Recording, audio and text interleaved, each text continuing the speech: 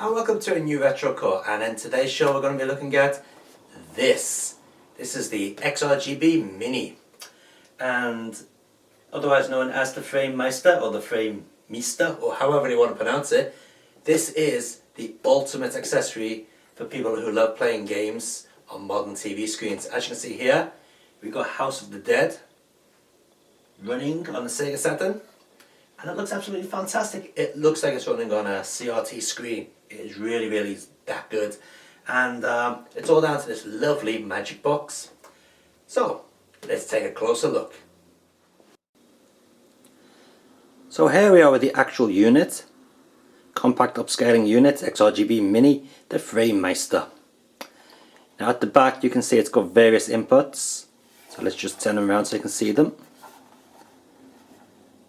Okay, so here we got the SD card, micro slot. It's got a little SD card in there. If you just push it, SD card should come out. Here we go. See, there it is. And what you do with this is you update the firmware by just sticking it on here, and the machine will automatically update all its software. Okay, we also have the HDMI out, which is very important. Audio left and right. We've got a D5 socket here, which I think only Japanese TVs have these on. And then we've got two HDMI sockets in, which I don't think we really need. It would have been better to have more composite or component input options there, but whatever. And then we got a USB, mini USB input, and the power. Now, around the front of the system, you got the RGB in. Now don't worry, the machine does come with a 21-pin RGB cable, which plugs into here.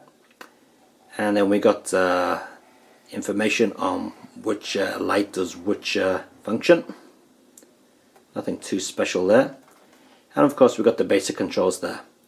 And we got a a composite input and an S-video input on the front as well. Okay, so what does this thing look like when it's actually up and running? Let's move over to the TV.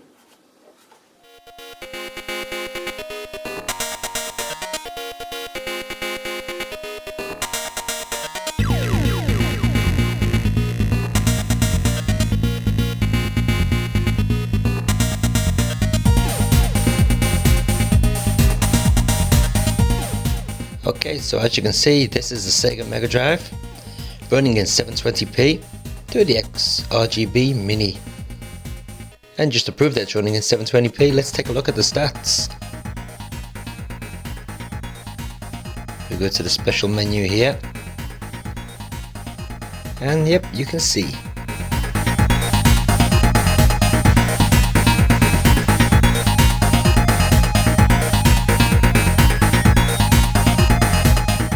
So taking a bit of a close-up look at the screen, you can see how clear the actual video signal is.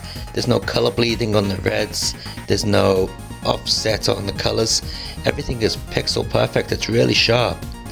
Now do bear in mind that I'm using a very sharp clear lens here on the camera, and it does seem to pick up a lot of interference from the lines on the TV. Of course you don't see these in real life, but the camera seems to pick them up. But you can easily tell there from the actual energy bar that this does look really clear.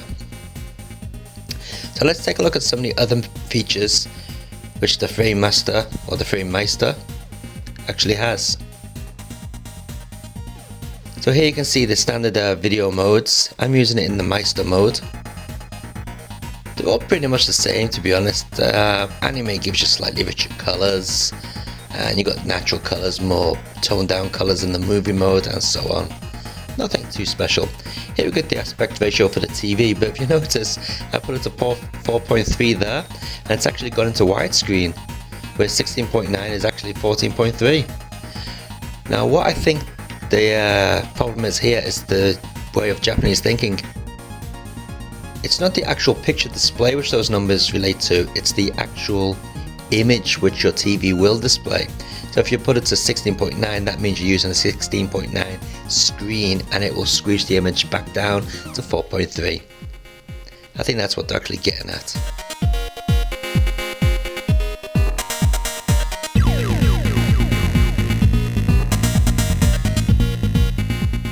So here you can see a few different processing modes. Now the sharpness mode we have here is really bad. Just check out the lamppost and some of the grey areas in the background, or the browny areas in the background. They look bloody awful when you turn up the sharpness. In fact, I don't even know why they bother with the sharpness levels, especially to this degree. It'd be a lot better just keeping the sharpness level on 0. Things look a hell of a lot better with it on 0, to be honest. You don't even need it.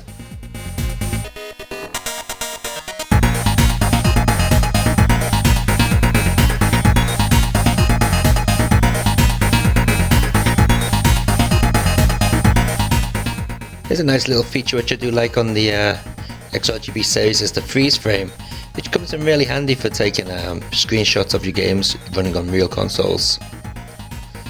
Here are the different resolutions you can choose from. So you got 480, 720 and 1080. It's also got the PAL resolutions on there too.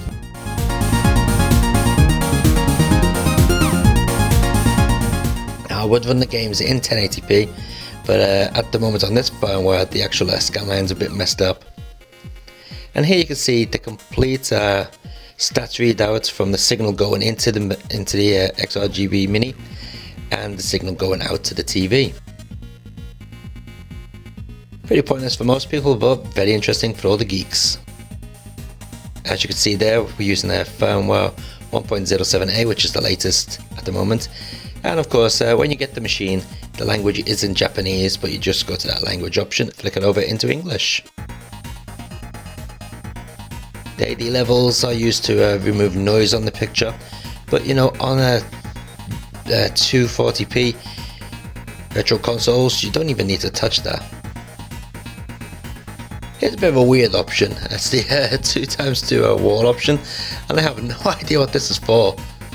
It just sort of highlights each corner of the screen. Really useless, but interesting. A nice mode we have is the retro mode. Just watch the corner of the screen now and I move it to L1. See that? It's gone all darker and more shaded. It's quite a nice little feature. L3 doesn't do anything from what I can tell, but L2 is pretty good. See this overscan line which all Mega Drives have? It's just the way the machine works. Set L2 on the retro mode and it masks it out. Personally, the overscan line never bothered me, but it bothers some people. And there we have the sync level. Now when you get the XRGBmini, the actual default setting is level 6. Now on my TV that did cause the picture to jump every couple of seconds. So I moved it up to 18 and it seems to work just fine. No problems whatsoever. So let's take a look at some Sega Saturn action. Running on the XRGB, this is Layer Section. One of my favourite shoot-em-ups on the system actually, and surprisingly one of the cheapest games on the system.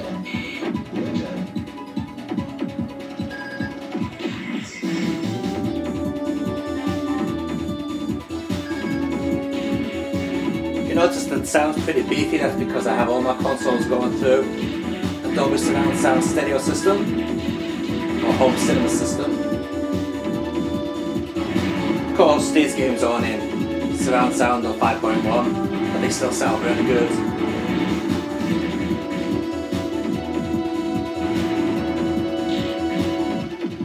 Now for people that are really into the frame by frame pixel perfect moves on fighters and whatever, you'll be very pleased to know that the Framemeister, or the XRGBmini as it's also known, has absolutely no lag whatsoever. It's instantaneous.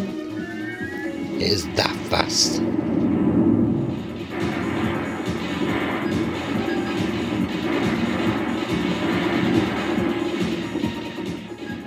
Now unfortunately what you can't see from these videos is just how good the XRGB looks. So what I'm going to do is, after the end credits of this show, I'm going to throw up a couple of photographs which I took, which do show you the scan lines and the quality of the image much better than any of these videos will show.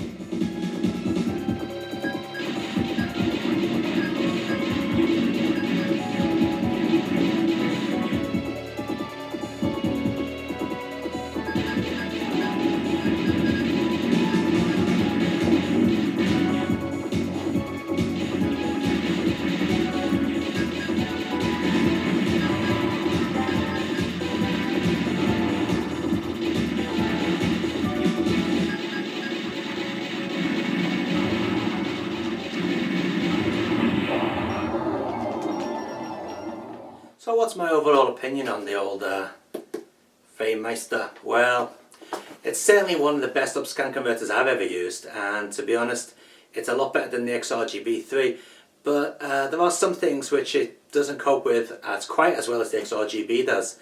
For example, 480i or 480p images, especially those from the likes of the PlayStation 2, do sort of give the Framemeister problems. I don't know why it is, but I suppose they can fix that problem in a future update of the firmware. But at the moment, there are slight problems such as scanline issues, and the screen can blank out every now and then. It has a bit of trouble, you know, with syncing or whatever. But for anything that's 240p, any retro consoles, like I said, Sega Saturn, Mega Drive, Super Famicom, PC Engine, Neo Geo, Master System, you know, your classic Nintendo, your 8-bit Nintendo, any of those machines, you know, even PlayStation 1, they all work absolutely flawless on this. This is the ultimate system that you need for your classic consoles. Even Dreamcast works fine on it, but you know, I would like a VGA input, which this system does seem to be missing. Bit of an oversight, I think. The reason it has two HDMI's in is so you can connect your, you know, your Xbox 360 or your PlayStation 3 to it. But why the fuck would you want to upscale them anyway? You know, you just set them to 1020p and plug them straight into the TV. Bit pointless if you ask me. You know, you could have stuck a VGA on there, would have been a lot better, or you know, some sort of composite in. But you know, these are just little niggly things. Overall though, I'm very pleased with it. It's very easy to set up, straight out the box. Plug it into the TV, HDMI out the machine, into the TV, classic consoles into the front through the 21-pin RGB adapter, or SCART sock if you want to call it that. Switch on the consoles. Apart from readjusting the sync level settings from 6 to 17 or 18, which my TV needs, absolutely everything else was perfectly set, you know, factory settings out of the box. So yeah, I do recommend picking up one of these Framemeisters.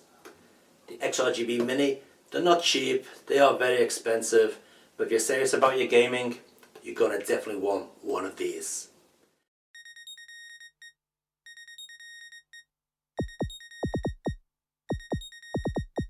T